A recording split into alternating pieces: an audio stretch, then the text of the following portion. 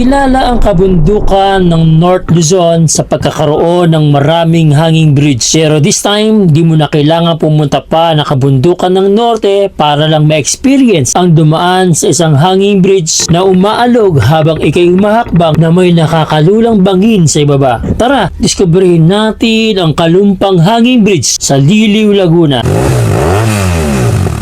Kung ngayon lang ako dumaan sa Facebook mo, ako nga pala si Discobritor. For today's video, di nga pala ako nag-iisa. Tandem kami ni Kimchimoto Adventure. Mukhang magiging masaya ang adventure na to dahil parehas nga pala kami naka Honda Enduro bikes. Baka naman Honda.